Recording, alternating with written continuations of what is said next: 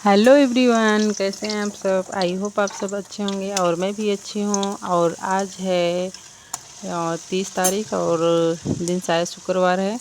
तो आज मेरे ब्लॉग की शुरुआत हो रही है सुबह से। अक्सर मेरे ब्लॉग की शुरुआत सुबह से ही होती है, क्योंकि हम सुबह से जो काम शुरू कर देते हैं ना, तो वो फिर चलता रहता है। अगर सुबह लेट हो जाते हैं, नहीं करते, तो फिर वो मतलब पेंडिंग में ही रह जाता है।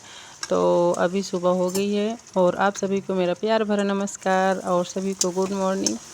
तो आज मैं बना रही हूँ पूड़ी बच्ची को टिफ़िन में ले जाने के लिए, क्योंकि आज है शुक्रवार।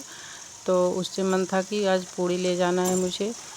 तो मैं बना रही हूँ पूड़ी और इसी कढ़ाई में मैंने सब्ज़ी बनाया था। तो पहले सब्ज़ी बना के सब्ज़ी मतलब उसको दूसरे बर्तन में रख दिया। उसके बाद इसी में मतलब धुल के पूड़ी बना रही हूँ, क्योंकि क्या ही करना, मतलब दो दो कढ़ाई चढ़ाना मुझे ठीक नहीं लगा। उसको बार बार धुलो फिर रखो। तो मैंने इसी में कर लिया और अब बन गई है मेरी पूड़ी। और मैं पूड़ी ना सिर्फ पलक के लिए बना रही हूँ, क्योंकि मुझे ना ऑयली कुछ ज़्यादा हो रहा है आजकल, तो मुझे ठीक नहीं लग रहा है। तो मुझे ज़्यादा पसंद नहीं है मतलब ऑयली चीज़। तो यहाँ बन गई है मेरी पूड़ी और सब्ज़ी। और मैं चाय बना ली थी अपने लिए, तो मैं इसको भी थोड़ा सा दी थी, क्योंकि ये ना चाय बहुत कम पीती है, तो इसलिए। तो अभी मैंने इसको नाश्ता करवा दिया, उसके बाद इसकी टिफ़िन लगा दी।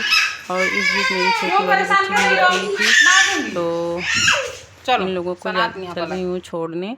और साथ में ना मैं मतलब कचरा भी ले जाती हूँ, तो वहीं मतलब रास्ते में फेंका जाता है। तो वहीं रास्ते में क्या मतलब एक ग्राउंड है, वहीं फेंका जाता है। और उसके बाद वहाँ से आते हैं मतलब कचरा ले जाने वाले, तो वो लोग ले जाते हैं। तो मैं साथ में ही हाथ लगा के ले जाती हूँ, कि साथ के साथ मतलब दो काम हो जाएगा। और रास्ते में ये मुझे फूल दिखा, बहुत प्यारा फूल लग रहा था, पता नहीं किस चीज़ का फूल था, तो मुझे अच्छा लगा, सो मैंने ले लिया।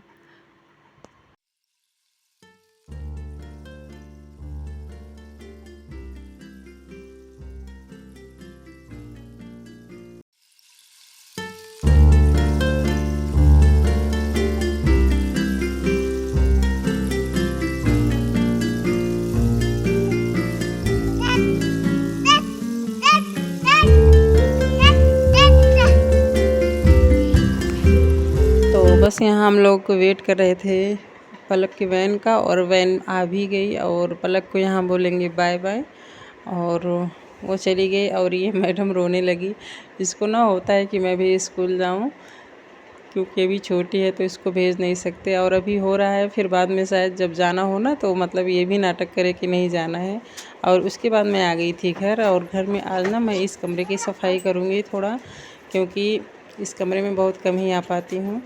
यहाँ पलक पढ़ाई करती है, तो रात में कोई सोता नहीं है, तो वो दिन में कुछ ऐसे करके जाती हूँ, मतलब पढ़ाई करती है, ड्रेस व्रेस ऐसे ही मतलब कुछ रखा रहता है। तो चलिए करते हैं सफाई। और ना जब हम कहीं की सफाई बहुत दिन बाद करते हैं और मतलब साफ़ अच्छे से हो जाता है, तो देखने में सुकून मिलता है और खुशी भी मिलती है ना। और हमें ना खुश रहना चाहिए। और खुश मतलब इसलिए नहीं रहना चाहिए कि हमारे पास सब कुछ अच्छा है, और खुश इसलिए होना चाहिए कि हम हर चीज़ में मतलब अच्छा ही देखते हैं। खुशी का मतलब ना यह बिल्कुल नहीं होता कि सब कुछ पाना, मतलब सब कुछ जो सोचते हैं हमें सब मिल जा रहा है, ये खुशी का मतलब बिल्कुल नहीं होता। हम खुश तभी रह सकते हैं जब हमारे अंदर मतलब शांति हो, मतलब हम हमारे पास जो कुछ भी है हम उसमें मतलब संतुष्ट रहें, तभी हम खुश रह सकते हैं। और ना क्या होता है कि खुद को खुद ही खुश रखने की ज़िम्मेदारी होती है। ये ज़िम्मेदारी हम किसी और को नहीं दे सकते। अगर हमारी खुशी की मतलब ज़िम्मेदारी कोई और लेगा, तो मतलब हम बिल्कुल नहीं खुश रह सकते, क्योंकि आजकल का माहौल ऐसा है कि खुद की ज़िम्मेदारी खुद ही लेनी पड़ती है। खुद लेने का मतलब है कि जैसे हम कोई ड्रेस पहनते हैं, हमें अच्छा लग रहा है, और सामने वाला कोई बोल के चला गया कि नहीं ये ड्रेस आपके ऊपर नहीं अच्छा लग रहा है, तो हम इस बात से दुखी हो जाते हैं। क्यों दुखी हो जाते हैं? इसलिए कि हमने अपनी खुशी की चाबी उनके हाथ में दे रखी है। तो ऐसा नहीं होना चाहिए। हमने देख रखा है, हमें अच्छा लग रहा है, तो बस इसी में खुश होना चाहिए। और खुश रहने का एक मंत्र मैं आप लोगों को बताती हूँ, जो मैं खुद पर अप्लाई करती हूँ और आप लोगों को भी बता रही हूँ, कि अगर खुश रहना है तो किसी से उम्मीद नहीं रखना चाहिए। खुश रहने का एक ही मंत्र है कि किसी से उम्मीद ना रखें, और उम्मीद रखें तो सिर्फ अपने आप से।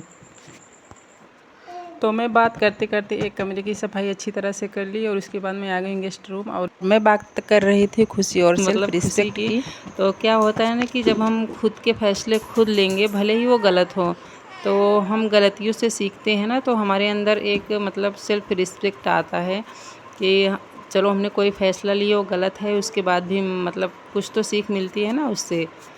जब आपको लगे कि ना दूसरों को समझना मुश्किल है, तो आप खुद को ही समझना शुरू कर दें। और एक औरत ना सब कुछ कर सकती है, और एक औरत आत्मसम्मान से भरी हुई औरत ना सारी मतलब मुश्किलें आसानी से पार कर लेती हैं। तो हमारे लिए कुछ भी नामुमकिन नहीं है, तो खुद के फैसले खुद ही लें। देखिए, जब तक हम ना अपने आप को मतलब खुद को नहीं समझेंगे, तो दुनिया मतलब हमें समझने की कोशिश ही नहीं करेगी।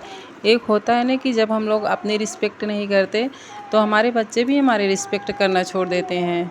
वो भी मतलब ऐसे ही समझते हैं कि अगर कोई है सामने वाला, मतलब फैमिली मेम्बर है, वो हमें कुछ बोलता है और बोल के चला जाता है, हम मतलब उसका जवाब नहीं देते, उसके सम्मान में मतलब उसकी रिस्पेक्ट में। तो बच्चों को ऐसे लगता है कि बस मम्मा तो ऐसे ही हैं। वो भी मतलब धीरे धीरे वो चीज़ फॉलो करने लगते हैं कि हर बात में मतलब जवाब देना, ये सब। तो इसलिए ज़रूरी हो जाता है हर जगह कि हमें अपनी सेल्फ़ रिस्पेक्ट को और अपने लिए स्टैंड लें, और ना खुद को समय ज़रूर दें। आपकी पहली ज़रूरत आप खुद हैं। कोई दूसरा आपके साथ हो या ना हो, आप खुद अपने साथ हमेशा रहेंगे। तो मतलब सबका ध्यान देना ज़रूरी है, लेकिन उससे पहले सबसे पहले अपने आप पर भी ध्यान देना होगा। और हमारे जीवन में ना लगभग सभी के जीवन में कुछ ना कुछ रिश्ते ऐसे होते हैं जो मतलब हमेशा हमें मतलब हर्ट ही करते हैं। तो ऐसे रिश्तों से ना हमें बाहर ही आ जाना चाहिए। और कुछ रिश्ते ऐसे होते हैं जिनसे हम मतलब अलग नहीं हो सकते, तो मतलब उनसे दूरी बना लेनी चाहिए। यही अच्छा होता है हमारे लिए। ये ईगो के लिए नहीं, मतलब हम अपने अहंकार के लिए नहीं, मतलब अपने सेल्फ रिस्पेक्ट के लिए मतलब ये चीज़ हमें कर लेना चाहिए कि हमें या तो उनसे बाहर निकल सकते हैं और रिश्तों से तो बाहर ही निकल जाएं। अगर बाहर निकलना मुमकिन नहीं तो उन रिश्तों से दूरी बना लें। ये हमारे लिए मतलब सबसे अच्छा होगा। तो बस मैं आज आप सबसे बहुत सारी बातें कर ली। ये बातें मतलब करना ज़रूरी था मुझे, सो इसलिए मैंने कर लिया। ये प्रॉब्लम हमारी नहीं है, प्रॉब्लम लगभग सारी औरतों की यही प्रॉब्लम होती है कि जब हमारी शादी हो जाती है, बच्चे हो जाते हैं, तो हम अपने आप को जैसे भूलने लगते हैं। हमारी खुशी किस में है, बस हमारा मतलब सारा ध्यान अपने बच्चों पर, अपने घर पे बस इसी में रह जाता है और अपने ऊपर ध्यान नहीं दे पाते।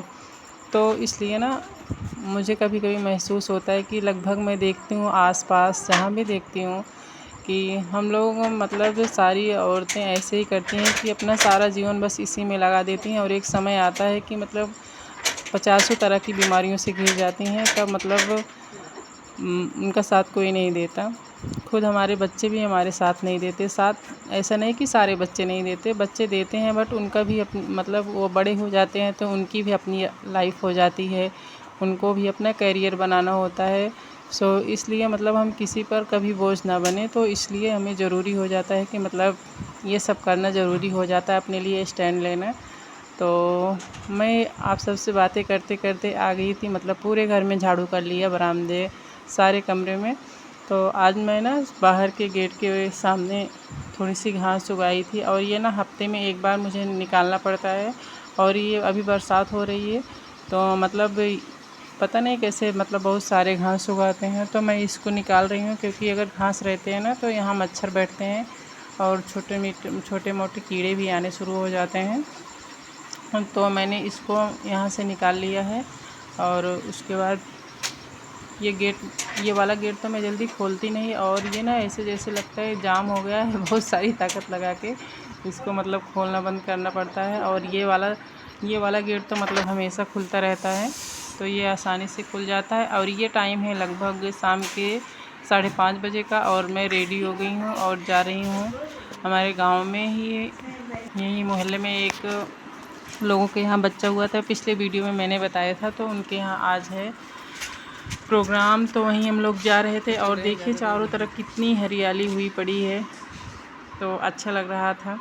और अभी हम लोग पैदल ही जा रहे हैं क्योंकि ज़्यादा दूरी नहीं थी, लगभग 10 पैदल जाने से 7 या 10 मिनट की दूरी पर ही उनका घर है, तो इसलिए हम लोग पैदल ही जाए और समय पर पहुंच गए थे और उनके घर पहुंच भी गए हैं। और उनके घर एक छोटी सी बच्ची थी, तो ये ना जब से हम लोग आए थे यीशु के साथ और पलक के साथ बहुत अच्छे से घुल मिल के खेल रही थी, बोल रही थी मुझे भी अपने फ़ोटो में ले लो। और ये था डोरी, बहुत प्यारा लग रहा था और इससे ना यीशु डर रही थी बहुत। डराओ मत उसको। क्या देखो, ये देखो। और उसके बाद ये खाना खाने का टाइम है और ये रिकॉर्डिंग यीशु ने किया है जैसे भी किया है। तो अभी ना खाना खाने के टाइम यहाँ होने लगी थी तेज़ों वाली बरसात और सबको मतलब वहाँ जो टेंट लगा था तो वहाँ मतलब पानी भर गया था, तो अंदर आना पड़ा और भीड़ काफ़ी ज़्यादा हो गई थी। तो किसी तरह से हम लोगों ने खाना खाया, उसके बाद आ गए थे यहाँ उनके घर। तो उनके घर में ही एक उनके बगल की थी, तो उनके यहाँ आए थे, तो वो अपना लड्डू गोपाल जी को दिखा रही थी, तो हमने देखा। तो बस यही था मेरा आज का ब्लॉग, और ब्लॉग अच्छा लगा हो तो प्लीज़ लाइक कमेंट और सब्सक्राइब करना बिल्कुल ना भूलिएगा। इसी के साथ करते हैं बाय बाय, मिलते हैं अगले ब्लॉग में, बाय बाय।